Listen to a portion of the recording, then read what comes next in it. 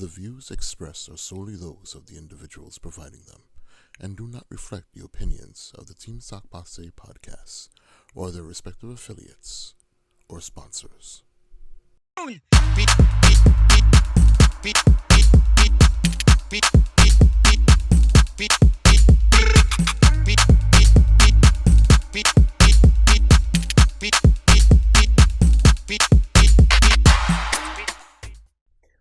Sakpase, what's up, everybody? Welcome to another episode of the Team Sakpase podcast. My name is Glad. And I'm your boy Rob. We are your favorite Team Sakpase podcast show where we interview great entrepreneurs from all sectors of industry. Remember, subscribe, share, comment below. You subscribe, you share, you comment. Please, please, please, please. Happy New Year. Glad. What's good? Oh, man, we're going to get right into it. Great topic. How to become a millionaire while still working your 9 to 5. We're going to be talking about it. We got a great guest for you guys on today. A good friend of mine. I would call her Miss Accountability, better known as Norley Jean-Charles. Norley, what's up? Hello. Welcome. Happy New Year. Happy New Year. Okay. Thanks for coming on. We appreciate this. Of course. Yes. This is an important topic, a great topic. You know, we've had a lot of people on the show talking about real estate, talking about finance, talking about how to get your credit right. All people from all walks of life, making a lot of money, making good money, but there's a lot of our audience, they work great jobs and their finances are not in order. And you have helped out a lot of people, close friends, including myself and my wife, on budgeting and figuring out ways to, when you do retire, if you're going that route, how to have a good amount of cash when you retire, if not $1 million or more. And we're going to talk about that. You know that strategy, and you're on your path of becoming, or, financially, well, you're already financially successful, but when you retire, you'll be holding a great bag, is what I'm trying to say. So we're going to be talking about these strategies. Of course, I'm ready. So let's talk about your quick upbringing. So like Glad said, Norley Jean-Charles, I was born and raised Brooklyn, New York, Flatbush, born Kings County Hospital. Grew up with my mother, my grandmother, close family. And yeah, I went to school in Brooklyn, went to school in East Flatbush, right near Wingate Park, PS 397 Foster Laurie. And I guess I went there to probably about 11. Then after that, I went to the Crown School for Law and Journalism in Crown Heights, Brooklyn. I got into this program when I was little called Prep for Prep, which took bright students from public schools and helped them get scholarships and get transferred into a private school. So from then on, I went to the Calhoun School in Upper West Side, Manhattan, did very well there. Went to Columbia. After I graduated from Columbia, I did Teach for America for 2 years. Then I went to law school at Penn. And then from then on, I've been practicing corporate and capital markets law in New York City for the last 10 years. Wow. Congratulations. Wow. Very nice. That's a great resume right there. Very good resume. For sure. So now let's take it back a little bit. When you talk about your upbringing, what was it like as far as like in your household? Was it more about, growing up in a Haitian household, you guys, it's either you're a lawyer, nurse, doctor, engineer.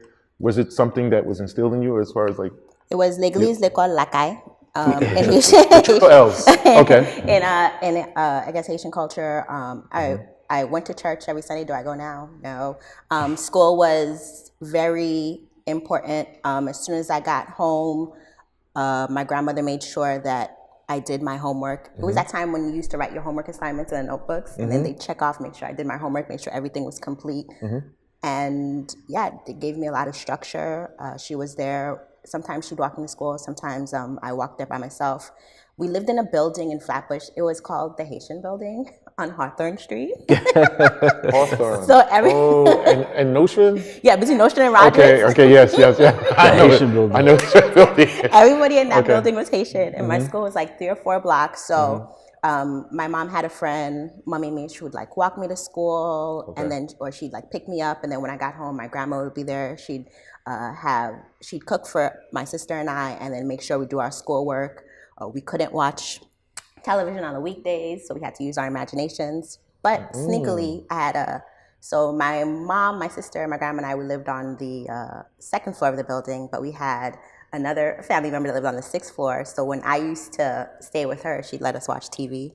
So we'd watch Fresh Prince and all this kind of stuff. Nice. Okay. But it was a normal upbringing, just very focused on school. And I always thought I wanted to be a lawyer, a doctor. That was something that was instilled in me. My mom, she wanted to be a doctor growing up. She's a nurse now. So yeah, it was something that was just education, which is very powerful in the home. And I knew that it was something that they valued and that was important, and it was instilled in me from young that you have to get good grades, you have to do well. That's why we came to this country. Don't play in school. So I knew that from when I was 5 years old. Right. Okay. Yeah. So now I know the Flatbush area, me, myself, actually glad as well. Growing up in that area was not easy. It was not easy at all, from the crack era to drugs all over the place and hanging out. Like, friends, any friends influences as far as like all of you guys wanted to become lawyers, or it was just you were like the most focused? I was always focused, but I will say that building specifically, because I had my family there, those influences didn't really touch us. Like, because if you thought about it, my mom's friend was bringing me to school or picking me up. We were 3 blocks away, and then when I came home, my grandmother was there. If I came home 5 minutes late, where's Nolly? Like, I couldn't. I was not. It wasn't that kind of environment because our family is so close knit. So even though I had friends that may have been doing things that weren't necessarily good, my family kept me on track because there was just no way to do anything, especially when you have your Haitian grandmother waiting for you to come from school and calling your mom if you're 5 minutes late. It just wasn't going to happen. That's beautiful. Yeah. Okay. You said education was important in the family. Did your family teach you the importance of saving? Like, where did that habit of saving and learning about financial independence and financial wealth come into play? That was mostly me. What my family taught me, what I really learned from my family is, and it's very hard to do this in New York City because there's such a focus on materialism, such a focus on clothes, such a focus on showing off. But what my family said, it's a Haitian saying, I don't spend what I don't have, and so they taught me a life of modesty. So like, we weren't necessarily buying all the new clothes. My mom cooked all the time. We didn't necessarily go to restaurants. So even though I had to learn for it myself, the lifestyle was you live within your means. You don't show off. You're not here to show off or do anything to impress other people. If I can't afford it, I'm not buying it. And then one of the things that probably other people have, like my mom was like, if I wanted sneakers and like Nikes and Jordans were very popular back in the day. And she's like, I'm not jumping off a building and I'm not doing anything legal to get you these sneakers. So you're going to wear what I can afford. So even though they didn't necessarily instill in me like financial independence, so I had to learn it about myself from a young lifestyle. Like, they taught me that it was okay to be modest. It was okay to not impress people because you have to do what you can do, and that's something that was instilled in me and that I keep to this day. Yeah. Very important. Very important. So what's modest like? You went to you're not into brand names and nothing like that. I do like nice things, buying nice things, but for me, in terms of what modesty is like, I thought about in my life what brings me the most value. And I always tell people, like, when you're thinking about money, what brings you the most happiness? So if clothes is what brings you the most happiness, then spend most of your money there. If eating out is what brings you the most happiness, spend your money there. Or if it's a hobby, spend your money there. I like traveling, so that's where I spend most of my money. But because I want to do that and because it is expensive, I have to cut in other things. So I cut in clothes, I cut in eating out because I want to travel. So I always tell some people when they're thinking about their life, when you do something and you spend your money, what brings you the most joy? Because if you're just doing all 4 things, eating out, you're doing clothes, you're doing vacations, you're going to be broke. You have to pick the thing that brings you the most happiness, and you will spend your money there, and that's going to give you more direction in terms of what you want to do with your money. Interesting. So what made you want to get into, you say corporate law, you study corporate law. What was it like going to Columbia? So you would travel from Brooklyn I stayed on campus. I got on campus. Yeah, I got a perfect. full scholarship Nice. to go to Columbia. So, and I lived on campus for all 4 years. When I first started, I was homesick, so I used to go back a lot because it was like the 2 line. I took the 2 line all the way to 96, and I took the 1 to 116th. And I lived in Flatbush. I was on the last stop of the 2, so I used to go home pretty often. Okay. But after that, I got used to it. It was Columbia is they have their tendencies, but a lot of the community is Caribbean. So I was hanging around a lot of Haitians, Jamaicans, because Okay. that's who is there. Right, So I right. felt right at home. And a lot of people that went to Columbia were from New York City. So there were a lot of people from Brooklyn. You just found the people that made you feel like it was home, and then you went about your business. So I had a great experience at Columbia. Full ride? Yeah. Full ride, right. Nice, nice. Because, I mean, I'm just thinking about the challenges that you had. Did you want to go out of state, or was it something that you said? I wanted to go to an Ivy League, and there's only 8 of them. And Columbia gave me a full ride in this Ivy League. So I went there. And I'm not gonna, and I was a child, I wasn't gonna burden my mom. If there's a school, it says it's gonna pay for everything. Right. Like, come on. Like, of course. And it's Ivy League. Yeah, I was like, so it's perfect. I'm like, no, I want to go to Harvard. No, Right, I'm right, going to go to the school that says they're going to give me the most money. right. So I don't put a burden on my mother. Makes sense. Absolutely. So I went there, yeah. So here, let's get right into this now, because I'm going to take it to the pandemic, right? Pandemic, everybody shut down, and out of nowhere, you're seeing a lot of influencers online who come out with a lot of good programs, right? Where people are trying to find the next hustle or the next thing to do to get their money up, right? But you're coming here today to speak to us on more of a different mindset, where is that if you're working and if you retire at whatever the age is, 65, let's say, and if you do it properly, you can come out with a nice bag. And so that's what we're going to learn today, right? Why should we tell people why they should kind of follow your mindset as opposed to following the next hustle out there? Well, there's research out there that says the most millionaires in America are not from real estate. They're not from owning their own businesses. The most ordinary millionaires in America are 401k millionaires. And those are people with 9 to 5s. There was a study done by Dave Ramsey. I don't necessarily follow his logic, but he wrote this book called Everyday Millionaire. And he did the survey of millionaires in America. And their top 3 careers were teachers, they were accountants, and then some were in white collar lawyers and consultants. But just by talking to them, all those people had done, they stayed at their jobs for 20 to 30 years, and they consistently invested in their companies, 401ks, 403bs, IRAs. There was no magic. It was just about doing consistent work. So what I push is, let's be honest. If something is working for 90% of the people, and if you have data that shows that most people become millionaires through this vehicle, why would I not tell people to do that? Powerful. It's just tough to, and that's great, and we're gonna dive deeper. I'm just having a back and forth convo with you. Sometimes it's just tough for people to realize that, because they see all of this great information online on social media, and they want to attack it to get to that bag. So that's why when you sit down and you say, look, you're working right now, if you just do this consistently, you'll be fine, you'll be okay. But everybody's trying to chase the bag. But what I'm saying is, let's say I started working when I was 25 and I had a 401k in my company, and I was making $80,000, $90,000, $100,000, and I made sure I maxed out that 401k every year from the age of 25. I could retire at 50. It's just about being consistent. You don't have to wait till 65. So the more you do it earlier, the earlier you can retire. And everyone's chasing the bag. You're going to be chasing the bag at 60, 65 years old, whereas you could have been consistent in your job in your 20s, and you could be retired by the time you're 40s and 50s. I'm on track to retire by the age of 42.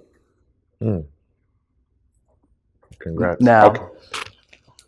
Rob, go ahead, Rob. Okay. We getting spicy now, Rob. We getting spicy. We getting spicy now. Yeah. Okay. Let's talk about the average American. Average American who doesn't have a 401k. The average American who's like, They have IRAs.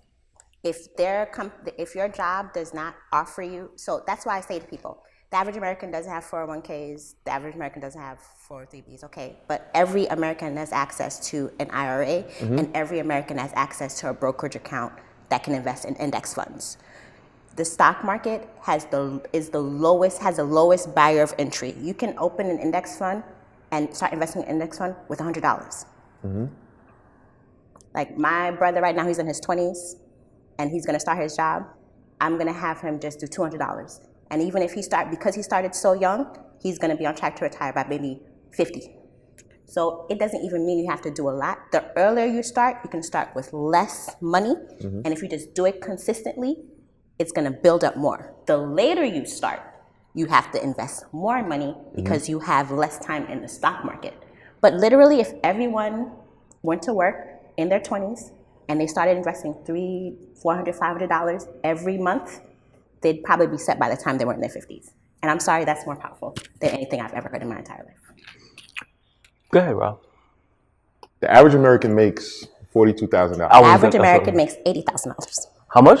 $80,000. It went up post-pandemic. The wages have gone up, so I think right now it's between $79,000 to $80,000. Okay. Okay. I was about to say 50K, but okay. So $80,000. Okay. And what's the minimum wage right now? Is it 17? It's different. It's like what, like I think federal is $7.50, but in New York it's like what, $15, $16 an hour. So you're saying even someone who's working minimum wage, even if they don't have a 401k, can follow your template, your strategy, and still come out okay? What I'm saying that the lowest barrier of entry is entering into the stock market, but that's not only what you have to do. You always have to focus on making more money. You cannot stay stagnant. What I tell people to do is, if their job is not making them, like, you're not a slave. You have options, and you can always find a new job, especially if you have an education, you have a bachelor's, a master's. So what I'm saying is, if you don't make more money, and if your job is not paying you enough, go find another one. Okay, so then that correlates to what you were saying, where the average, I thought it was 50. So the average income right now it's 80. So you're saying that 80 is not enough. I'm saying, or it is enough to start, but if you really want to see,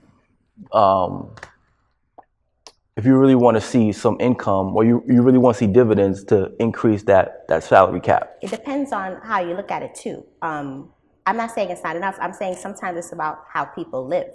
When I was a teacher, I was making $40,000. I taught in Philly. This was early, like mid-2000s, and I was making $40,000 a year, and I saved $20,000. How did I do that? I had 2 roommates. I was young, and my rent was $300. I made sure my rent was low. And I was making $40,000. So because I instilled in myself that I wanted to save no matter what I was making, I made sure I kept my expenses low so I could save and have money in my pockets. So sometimes, yes, it is about having higher wages. You always should make more money because then you can invest more, you can live a better life. But sometimes it's about living within your means and making sure that you can afford your life. I didn't have any credit card debt. I had roommates. I traveled once a year. But I know people that are making $40,000 now. They want to travel 3-5 times a year. They want to have credit card. That's not going to work. You have to live within your salary as well. Great point. Damn. It's getting nice. Good. It's getting good.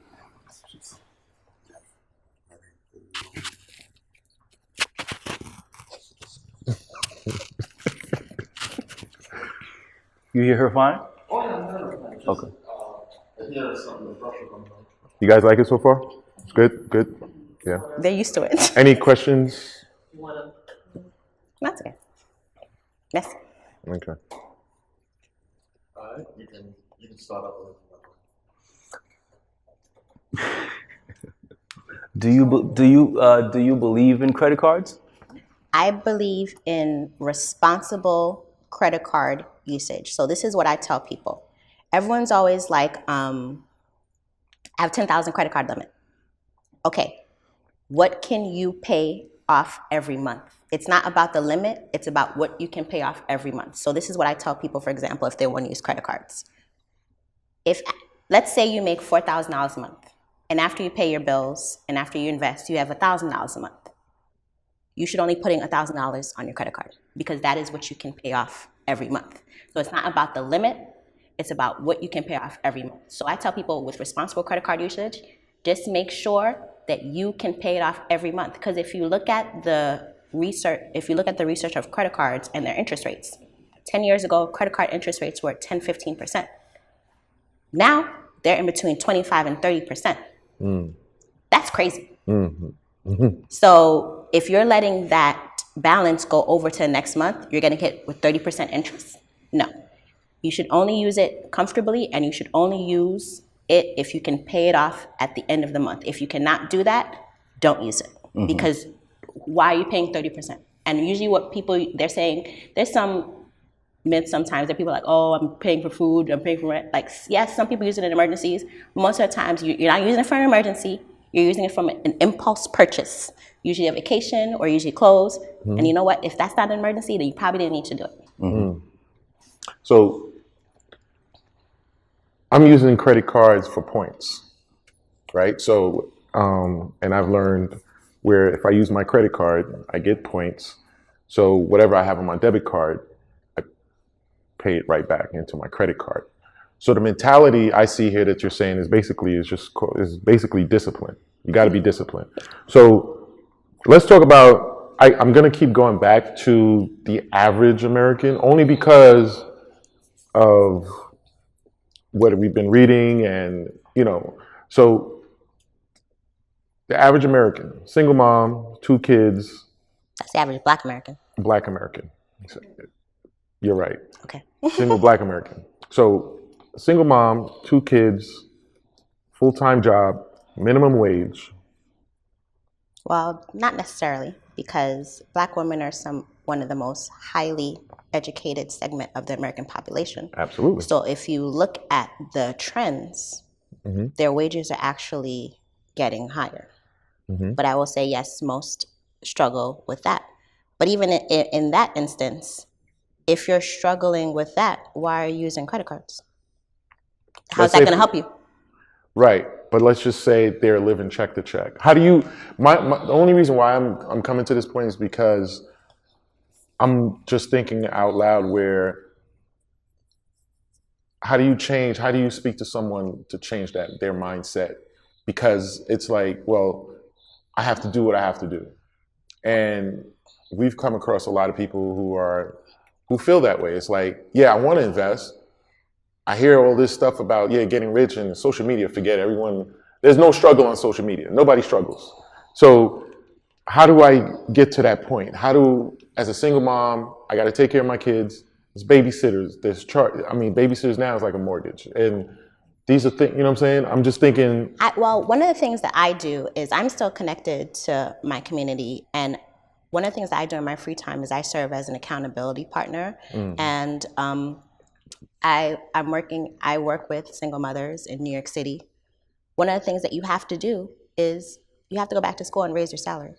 And it's easier now to do that because my mom did it. My mom, she went to school online. So you can do it and have your kids there. But you're going to have to make an effort to raise your salary. And I'll say that it's easier to do now because of the online options. Before, you have to get out, you have to find a babysitter for your kids. No, you can increase your education from the comfort of your own home. But it's going to have to be something education based. I think for most people, it will have to be education based. But I've seen women that had low salaries, my mother included, that went back to school and increased their salaries $30,000, $40,000, $50,000 because they just got a master's or because they finished their bachelor's degree. So I teach something of empowerment. At the end of the day, especially with this aggressive government, they don't want to save you and they're not coming to save you. So you have to do it for yourself. And it's easier now to get an education because you can do it from the comfort of your own home than it was 10 to 15 years ago. So that's what I tell those women. And a lot of them are doing it. And when they finish, they figure it out. So a few takeaways from what I'm hearing now, and this is a really good conversation that we're having, is one, you got to have the right mindset, right? Got to be disciplined, which kind of goes in with the mindset. If you're not happy with what you're making now, you can still start now and see dividends. But if you want to see bigger dividends, increase your salary by increasing the education or getting more experience within your industry field and stepping up your salary. Once those things are in place and you have somebody who is teachable, right? I think that's another thing too. When our friendship started, I had to be teachable, right? Because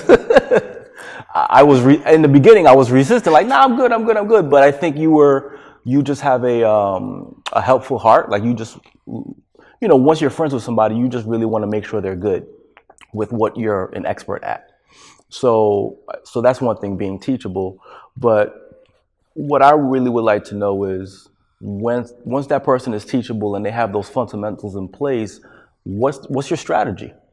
Well, I go through a step-by-step process. Especially, I do work with a lot of women, Black women.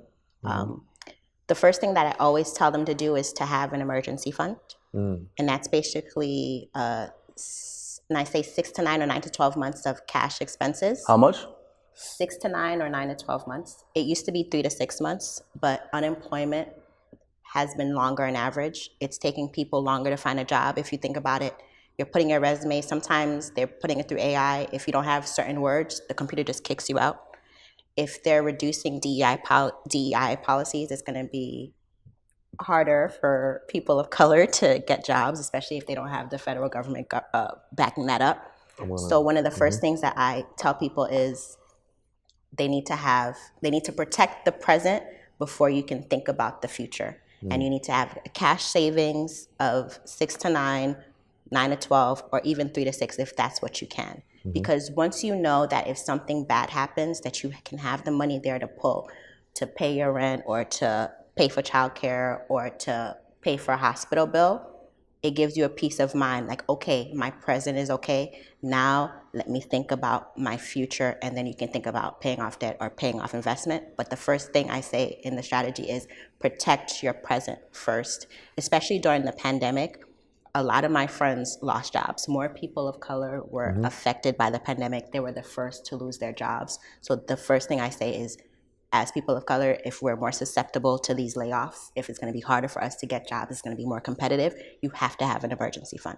You have to have savings before you can invest, before you can do anything. And that's something I don't trust when people are like, oh, buy this, oh, buy insurance, oh, buy real estate, buy that. You didn't even ask me if my present is protected. So that's how I know they're not serious. Because I shouldn't be risking my money if I can't pay my rent if I lose my job within 3 months. So the first thing you have to do is protect your present. Even before taking care of your debt? I would say, I think, what I tell people to do is, I tell them to do it, it's a parallel track of paying off high interest debt. Like if you have credit card debt and building your emergency fund, you try to do them both at the same time. But if you have to pick one or the other, it will always be protect the present, because you never know what's going to happen. You gave a good example the other day about somebody you were helping out, giving them building their emergency funds. Something recently happened to them. Can you share that, please? Well, I've known a couple of friends that have lost jobs within the last 2 months. So think about what happens when you lose your job. Like most people give you 2 weeks, if that. You still have bills. It's not like you can tell, like if you have the mortgage person, oh, I'm sorry, I lost my job. I'm not going to be able to pay them. They're like, oh, okay, that's fine. That's not what happens. So that's just one of the first things I think needs to happen. They lost their job, but most of the people around me, because I'm very annoying, they have at least 3 to 6 months saved in cash, because it's just so prevalent. If you've known someone that's lost a job, then that means it can probably happen to you. So you should probably try to have something saved, just to make sure that you can take care of yourself, because it's dangerous. Yeah. I agree. Yeah, I mean, you're absolutely right. So you're saying, let's say I have a bunch of credit card debt, but so you're saying to choose the highest interest first to pay that off? Like, let's say I have my three months saved, three to 6 months saved. So now the process is to go to the highest interest credit card. What I've done, I did the debt snowball, and with that is you pay the lowest credit card debt off first, and then you move on into the highest. So you just get rid. So if you had 3 credit cards, one was, let's give hard numbers. You make $4,000 a month. After you pay all your bills, you have $1,000 a month left over, and then you have 3 credit cards. One's 300, one's 1,000, one's 5,000. With that $1,000 a month, you pay off the little ones first, and then you leave it all to the big one. Because what happens when you do that is the little minimum payments that you were making on the first two, you can also just roll it in and pay even more money and get rid of the bigger one first. So that's what I usually do for credit card interest. I've helped 9 people get rid of credit card debt with the debt snowball, and their credit card debt probably amounted to $80,000 altogether. It's very powerful because it mentally it's powerful because once you have one out of the way, it's gone. You just move to the other one. School loans.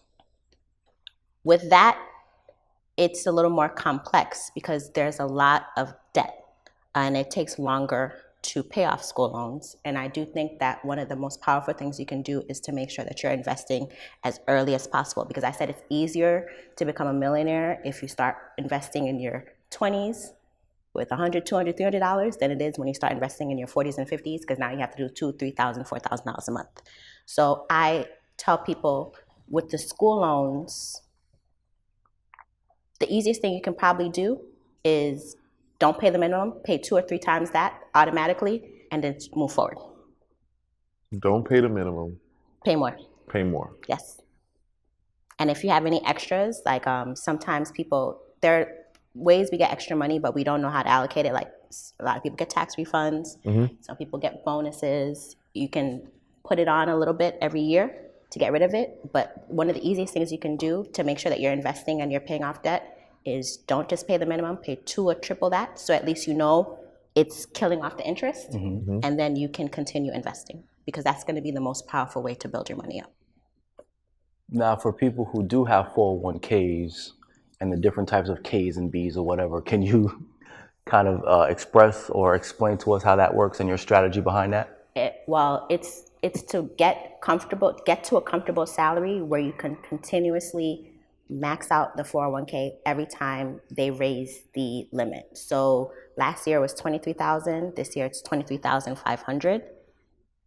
Just showing the research out there. If you look up the book Everyday Millionaires, most millionaires in America are 401k millionaires. Fidelity, which is a huge brokerage firm, just released in November.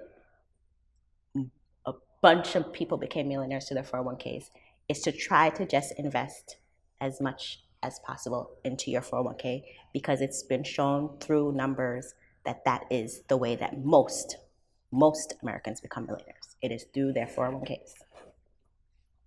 And you also have your 403B and IRAs. Can you talk about the differences between those? I think the 401k is just for private companies. The private. 403Bs are like state or education.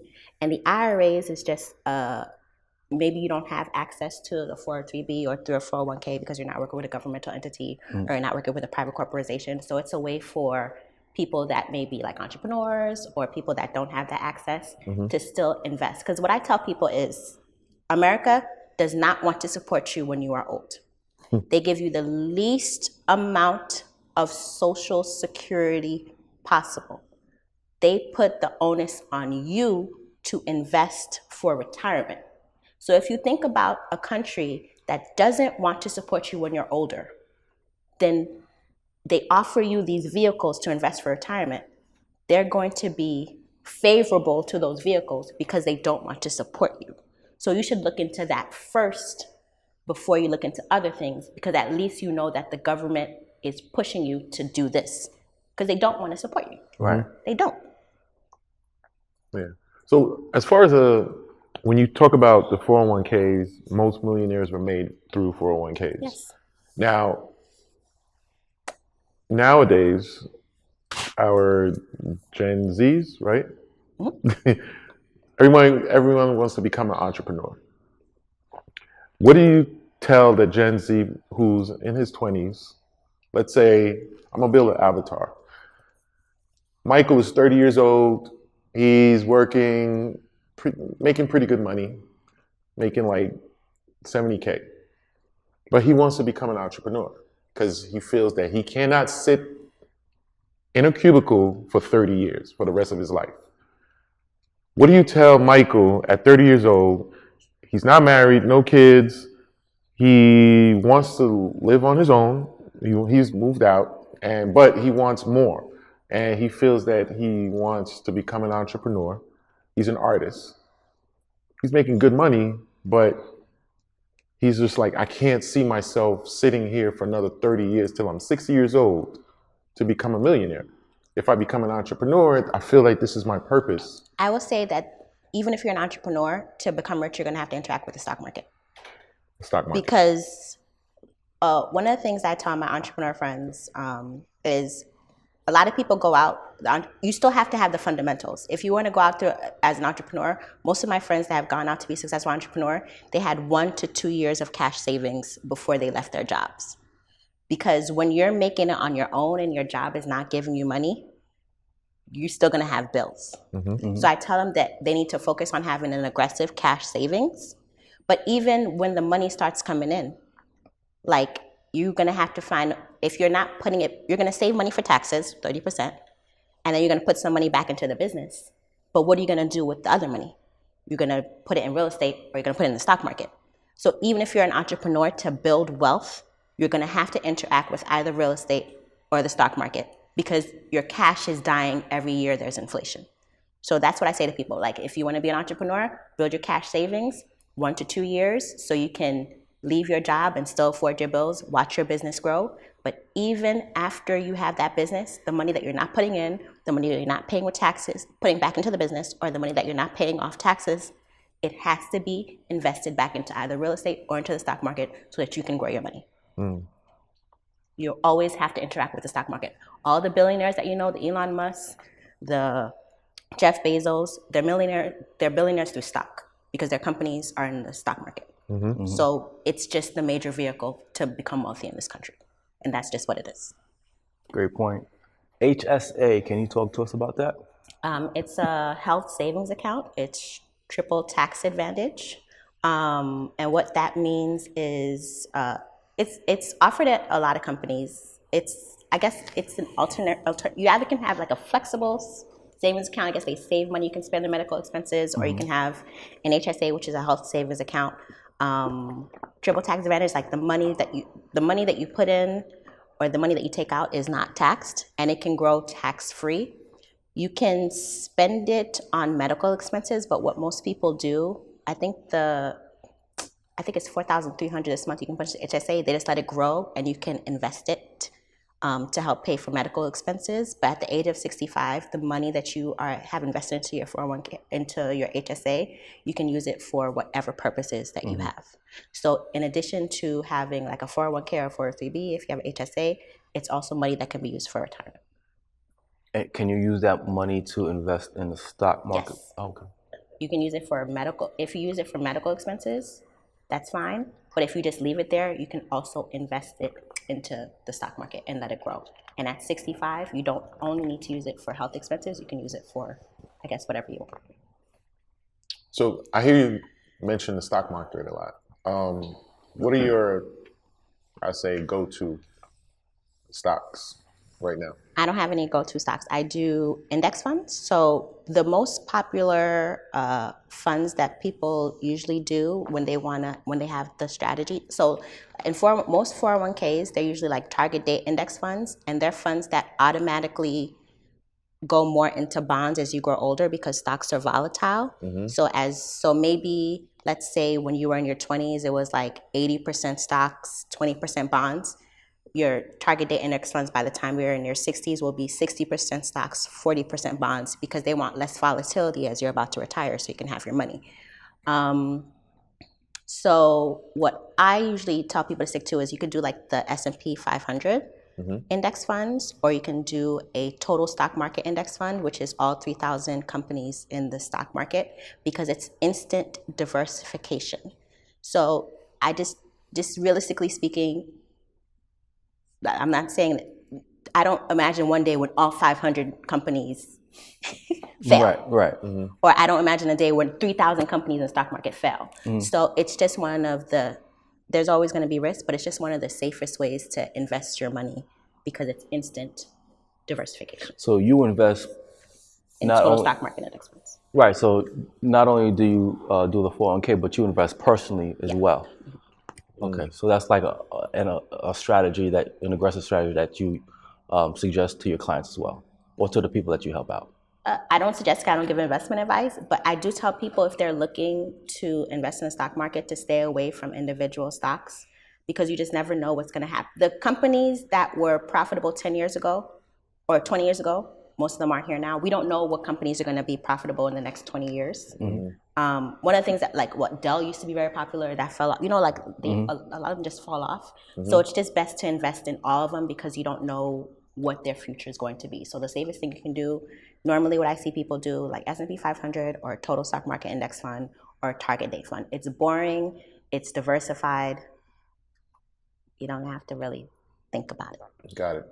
So, because what's crazy, because I looked at Tesla, and I looked at how, I mean, it was ridiculous how much it was back during the pandemic. It was like almost $1,000. You get full exposure in the S&P 500. So the Magnificent Eight, the Amazons, the Teslas, the Googles, the Apples, in the S&P 500 index fund, they capture 80% of the market share because they're just really, really big companies.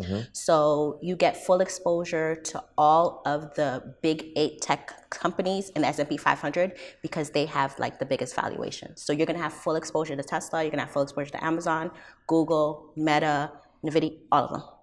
But they have the biggest dividends? I don't know if they have the biggest dividends, but what people say, they're like, oh, I want to pick. No, since they're so big, your exposure is already there. You're not missing out on anything. Got it. Yeah. Who are some of the, well, we'll talk about that after. I want to talk about this. Cryptocurrency, what are your thoughts on that? One thing I always say is I don't invest in it. Why not? Because it's highly volatile. But I do say it's highly volatile, and I'm a securities attorney, and the head of the Securities and Exchange Commission, he's no longer the head, Gary Gensler, he was very anti-crypto. A lot of the deals that I worked on, he did not let cryptocurrency deals pass by. So I just don't think that's something that is susceptible to such volatility and has some sort of danger from the federal government in terms of agencies being hostile to it, is something that I should heavily invest into. And I know that people are saying that this new administration is very crypto favorable. Trump is only in office for 4 years. He's not a king. So the next president that comes, if they don't like it, they're gonna do away with it. And I also tell people that really most presidents, they do most of their work in 2 years because they have to do the work before the midterms, because there may be a flip. So the Democrats may take the House, they may take the Senate, so they may stop all his legislation because they know that he's enriching himself through those policies. So I think it's really dangerous to tie your investment strategies to a person or to a single person that's making policies, especially when that person is going to be out in 4 years, or especially when that person is going to lose power in 2. So no Bitcoin, no XRP, no XLM. I'm just saying, nothing. I don't do it. And the friends that I do do crypto, if let's say a portfolio is like 100%, crypto is only 1 to 5% of their portfolio. So the people that do it, they do it minusculely because of the volatility, but also because they know that there are other vehicles that the government favors. Because, like I said, the U.S. government does not want to take care of you in retirement. Social Security is not meant to take care of you. They want you to focus on the IRAs, the 403Bs, the 401ks, and the things that they have present to you, reinvesting back into the companies that make America wealthy. Great point.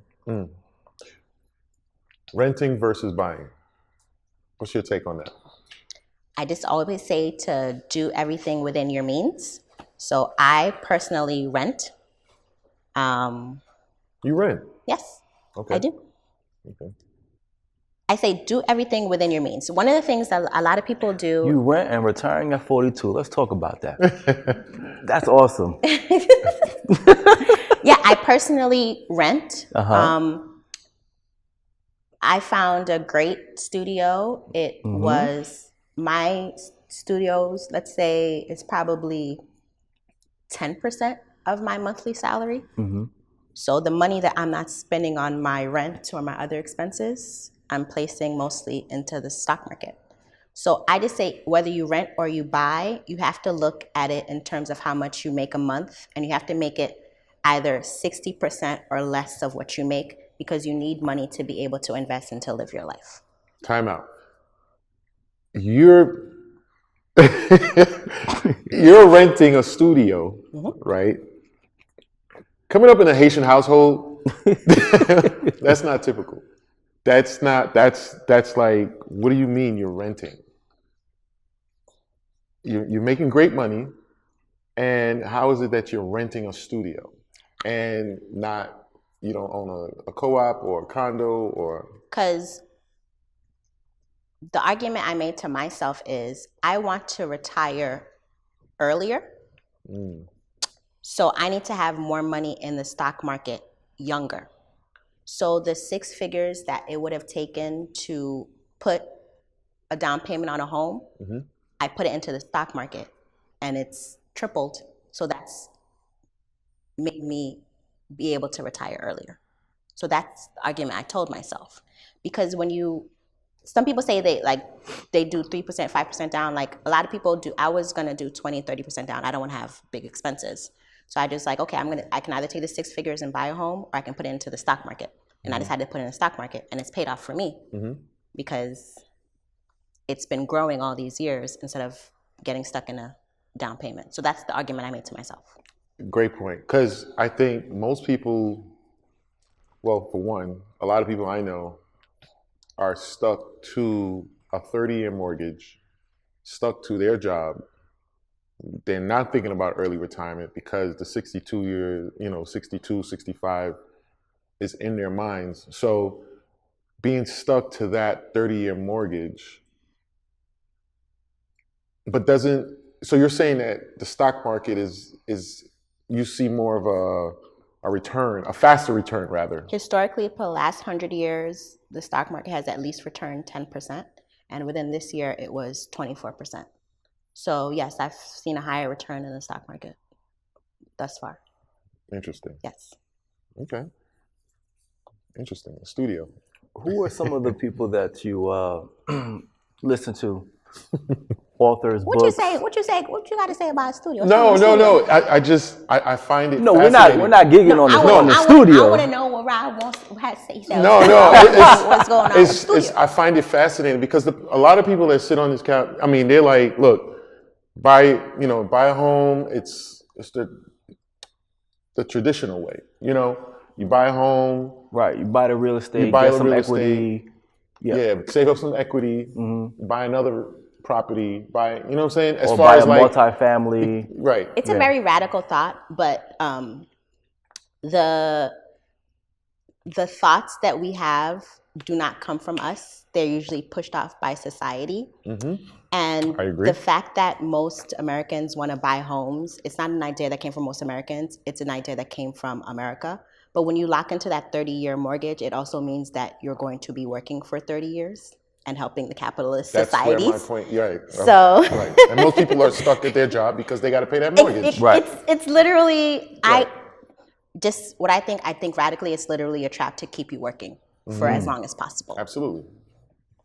That's just me. It's a big game. And they time it so it's when you're older, you work as long as possible 30 years. But if you didn't have all those expenses, you could probably shorten your work by 10 or 20 years just by not making that big of a purchase. That's just my thoughts. And most people nowadays, especially the younger generation, they don't want to. They rather be working remotely, and they don't want to tie themselves to a mortgage. They don't want to be stuck. Then this is what I'm hearing.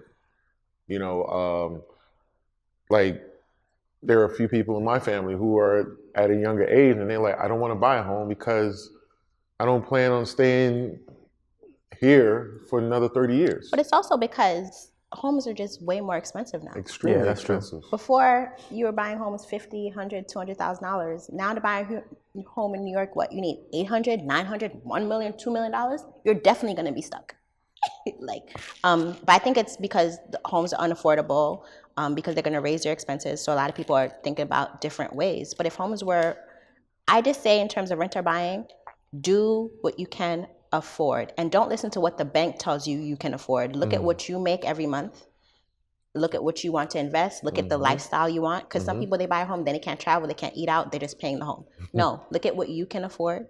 Keep it to 60% or less of your salary, because people, they buy these homes, they're very expensive, and they can't invest, they can't save, they can't travel because your home is too expensive. Not even that. I just saw a post, somebody posted something yesterday. They said, welcome to my new home. And all he had was a TV and a mattress on the floor because he gave all his down payment to the new home. He had no furniture. He said, I can't afford furniture. Yeah, so it's just I one mean, of it's interesting that you say that because of the dynamics. I know, like you said, society, you know, me growing up, my family tell me, you know, get a job, buy a home, this. It's go to school, get married, have a baby, buy a home. Or like, go to school, get married, buy a home, have a baby. Tell me, and that's what everyone hears. Right. And we're not a risky culture because the stock market is very risky. So they say. So I didn't learn about the stock market really until the pandemic. And I was like, wait a minute. All this time, I'm thinking credit cards are bad. Credit cards are the devil. The stock market, you're going to lose all your money. And things are changing now. People's mindset are changing. There are a lot of books out here and a lot of influencers online, period. Like social media is just exposing all of this. I also just think the stock market is volatile, but it's gotten safer. So primarily before the 1970s, people were investing in individual stocks. And that's just a little more dangerous because if the company goes down, you have all your money in it, kaputs. But now that it's more diversified, you have like S&P 500, or you can invest in 3,000 companies. It's a little more safer, and that happened in the 1970s. I think maybe Wells Fargo had the first example of a stock market. So it's gotten safer recently. So people are slowly letting themselves in, but also just in terms of American society, and in terms of the jobs that Black people historically held.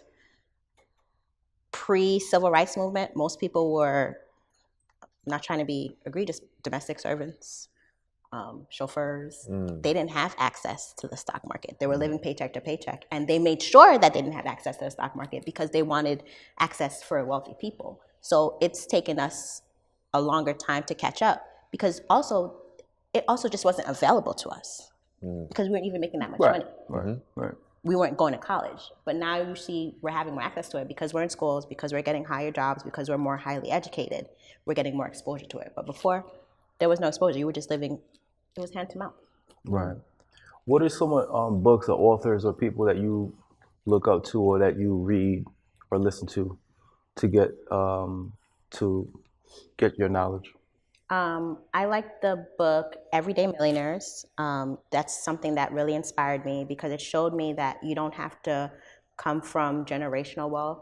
But it's scary because it takes a lot of discipline to do it. But it shows that like if you just stick to it, you can become it. Because I told you, one of the most people that have the most millionaires in America, they're teachers, and people do not think teachers being millionaires, but they're some of the most.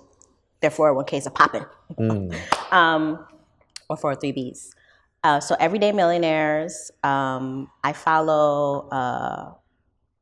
There's this other guy that I'm beginning to read. His His it's a radical philosophy, but his book is called Die with Zero.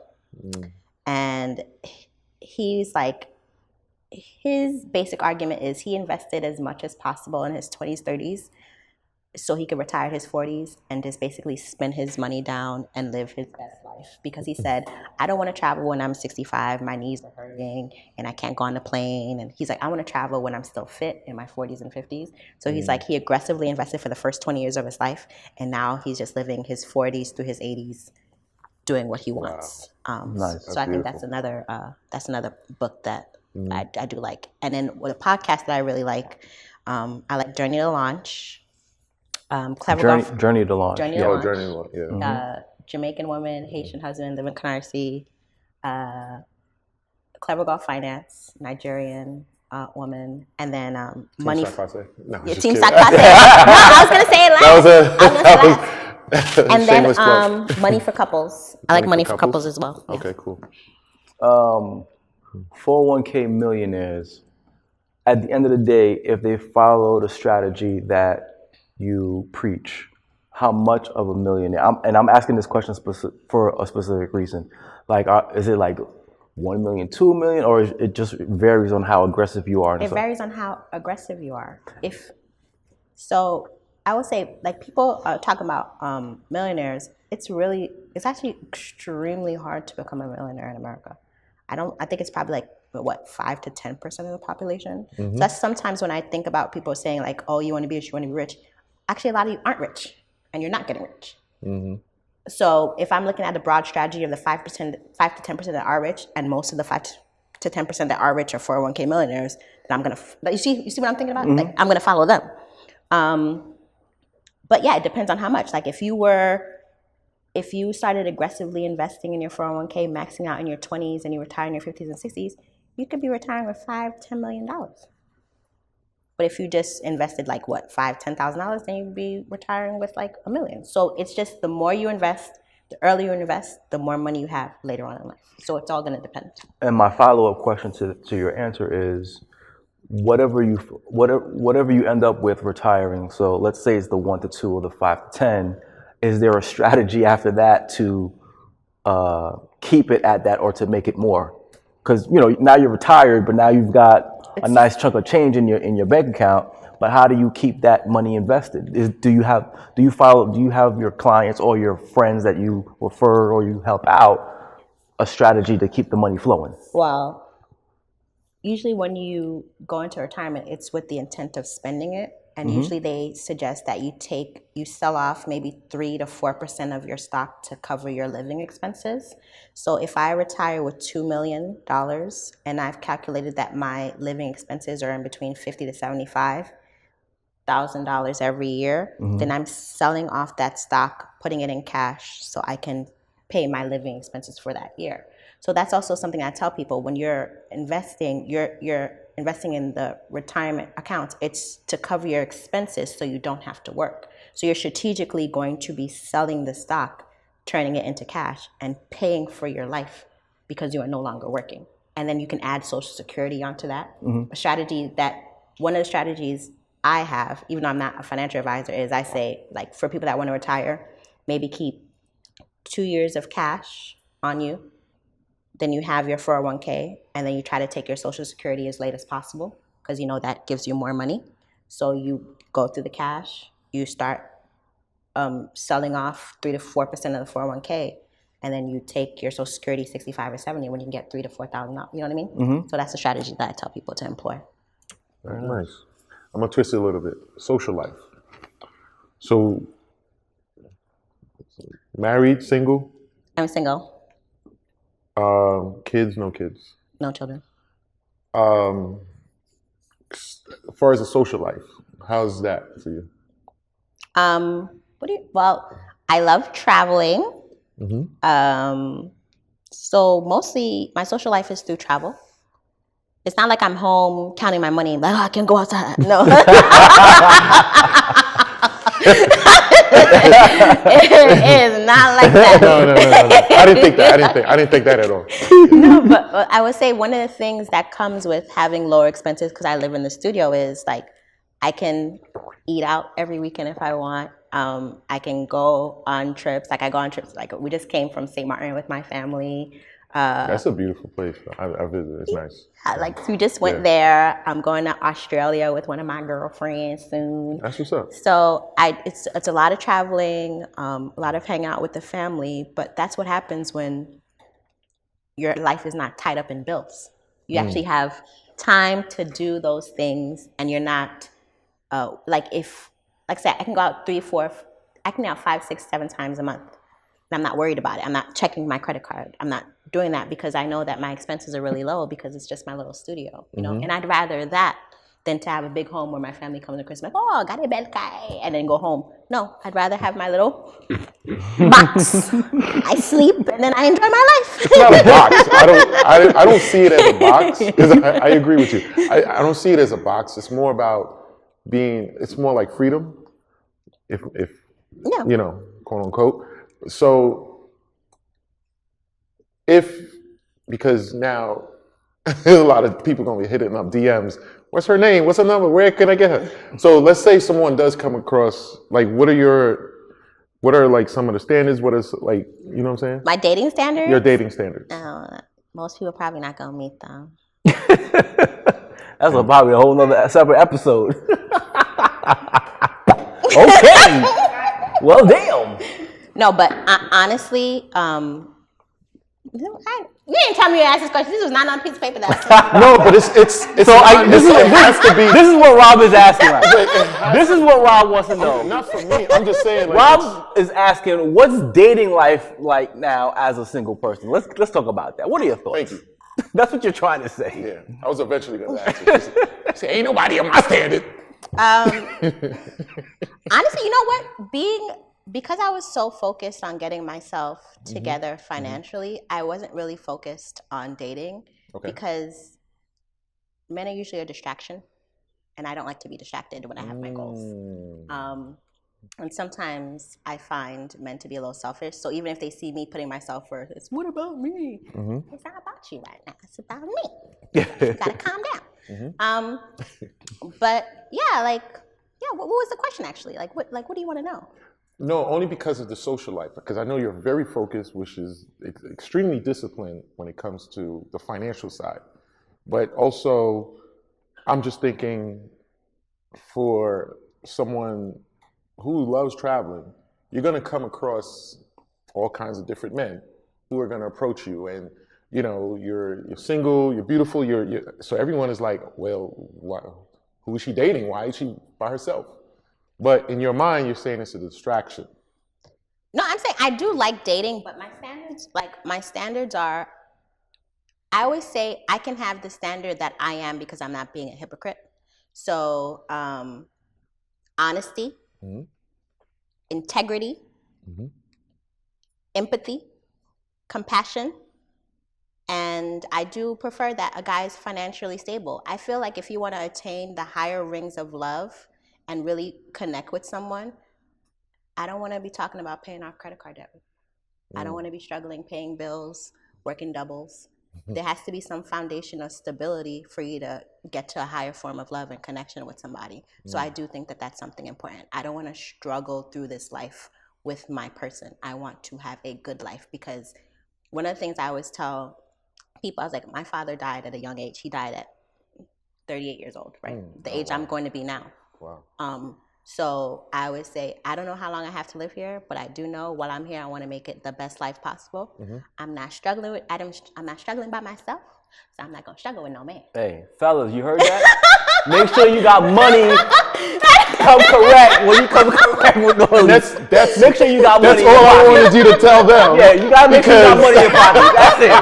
Because in the DMs, it's gonna be like, okay, well, you ain't got no money. If you ain't got, don't even push up. I said, you see, they said money. I said honesty, integrity, empathy first, and then I said the lastly, exclamation point, financial stability. Okay, yeah, all right. So fellas, no credit card debt. Yeah, because a lot of women think that way. They're like, look, if I didn't struggle by myself, in no way I'm gonna struggle with you. Right.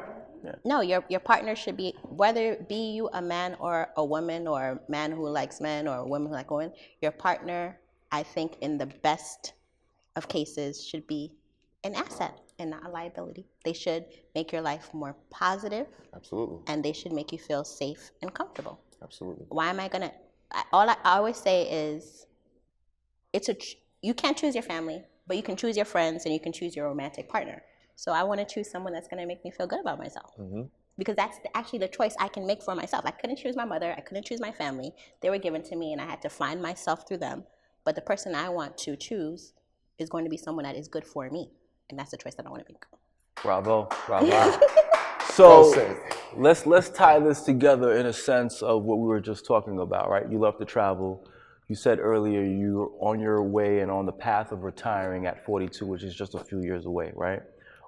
How do you see yours? Like, what is that? What does that look like for you? I mean, other than true freedom, but talk to us. Other than just traveling and stuff like that. You know what? I honestly don't know. I don't know if Are you investing in different assets, different entities, or different industries? Everything is, honestly, it's maxing out my HSA, maxing out my 401k, and investing in the stock market through index funds, mostly S&P 500 and total stock market, because I want to lessen the amount of risk possible. I know that the government has said these are the vehicles that they want people to invest in so they don't have to take care of them for retirement.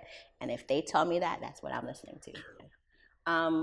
What was the other thing you said? No, I just wanted to know what it looks like for you after 42.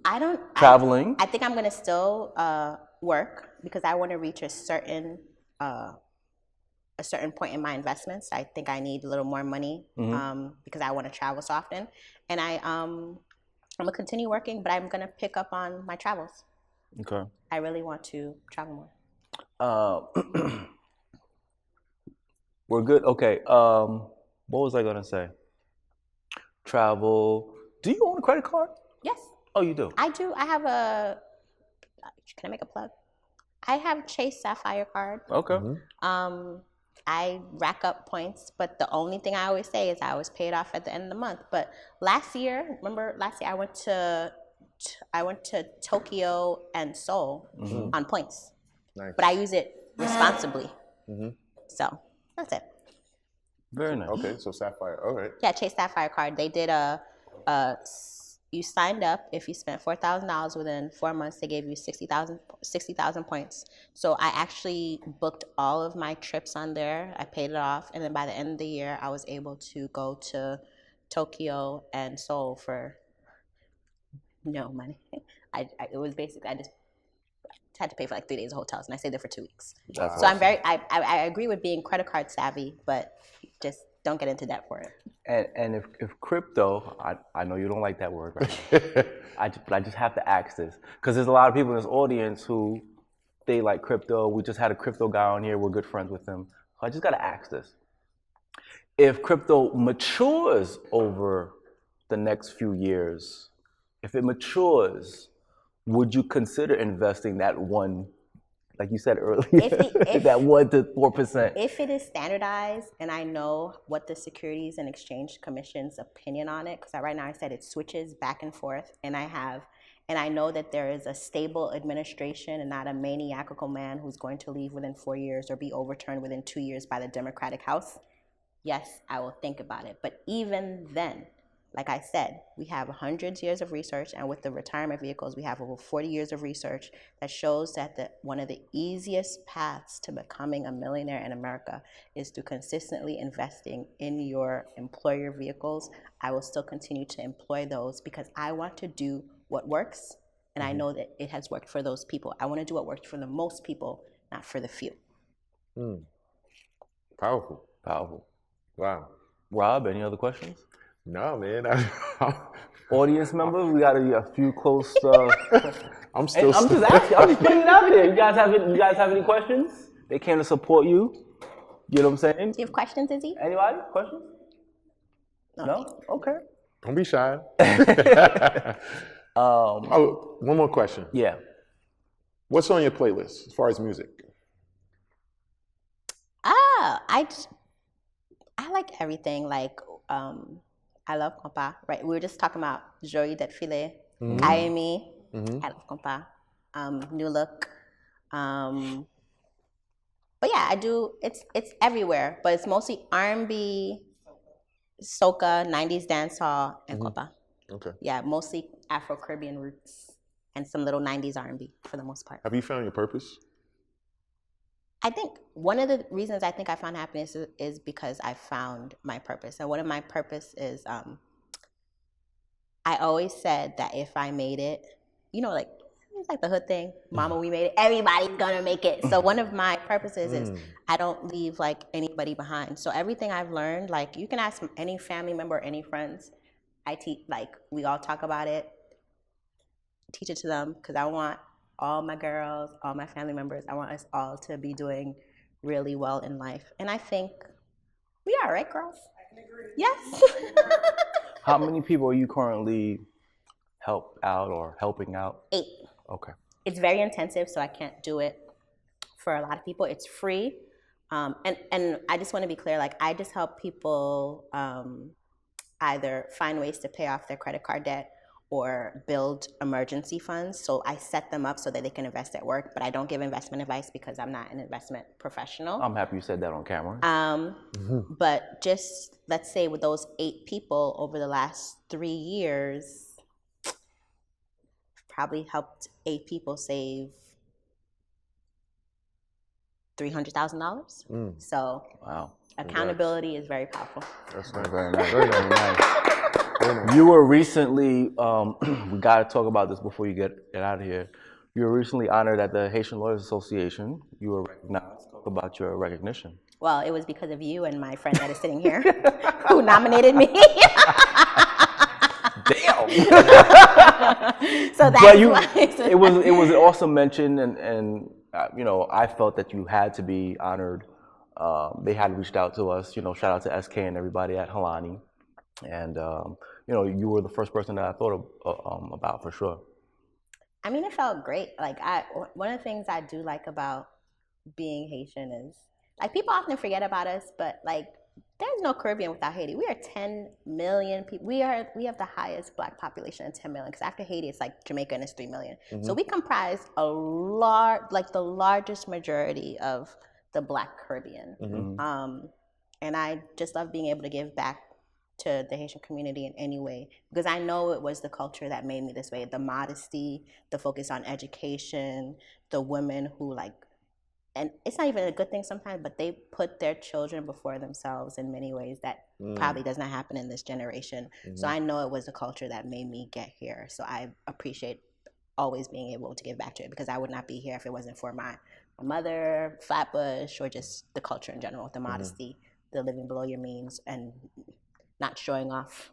No doubt. No, that's great. That's great, because it is, especially nowadays with social media, people feel that they're not doing enough, and for you to follow suit and do all of that, then I applaud you on that, because the challenges are there. Yeah. The challenges are there. So what do you see? Do you see yourself like opening, like having a school or education, financial education? Or being an entrepreneur one day? No, yeah. I like going to work, having a man pay me, and investing my money, traveling my 4 weeks. I like it just fine. And I'm going. Yeah, the only thing I see myself doing is I definitely do not want to retire in my 60s. I'm probably going to retire, even though I'm going to be able to retire at 42 or 43. It's probably going to be like late 40s, early 50s. I definitely am not going to be in the workforce. Okay. After my 40s, I don't want that. Very well said. Very nice. Like I can see you like years down the line after you retire, in your 40s, giving back to younger Black girls, Haitian Black girls, as far as like when it comes to financial education. Yeah, I do want people to be more financially literate, because one of the things I do see in America is, and it's what makes America rich, is there's this culture of consumption. So the underlying culture is they always want you buying something, like always buying clothes, always eating out, always taking vacations, and that's what makes those companies rich. But you have to have discipline in this country or you're going to go broke fast. And money is, like, one thing I always say about the Caribbean is if someone's building something in the Caribbean, they have to have the money to build it. Like, you have to have the money to build a home. You have to have the money to build a business. But America, which makes it powerful, is you can get a loan, you can do it on credit, and that's what helps, because sometimes you don't have the cash. But that's also, it could be a hindrance or it can help you out. So you just have to be very disciplined in this country, or you can get taken under. Yeah. No, absolutely. Well, I'm happy that we were able to have you to come on and, share this aspect of financial freedom. Like I said earlier, we've had everybody from teaching about real estate, buying land, all types of great subjects, but we haven't really tapped into this subject. And I'm happy that you were able to come here and shed light. And I hope you guys tap into this subject even more, because it is one of the most powerful, most popular, and most proven ways to actually become a millionaire in America. Well Hey, said. I think well she's going to said. call us in a couple of weeks. So who's your next? Nah, that's beautiful. That's beautiful. Thank No, you so we much. definitely Any appreciate last you. words? No, I'm good. Good, No good. last words to the audience? This is your camera right there. I don't have any last words. I just do hope that people realize you can be an entrepreneur, you can do real estate, but you can also just have a 9 to 5, be disciplined, be consistent, and still be wealthy. I know the country pushes entrepreneurship, but there are ways to do it even if you're working, and it's the way that has worked for most people. It's boring, but it's been proven, so consider it too. Would you promote finding a 9 to 5 that you love or enjoy at least? Yeah, because then you can stay in it and invest longer. I would promote that. I wouldn't promote being a starving artist and not investing at all. Right. Great. Good stuff. Good stuff. Thank you so much. Thank you so much, Norley. Appreciate you. Appreciate you. Rob, housekeeping items. Housekeeping items. This was great. Team Sock Passe on all platforms and all socials. Team Sock Passe on YouTube. Check us out on IG as well, Team Sock Passe, and don't forget to comment, subscribe, and please remember, share it to all your friends and family. This was great, and that's it. That's it. Team Sock Passe. Till next time. We out.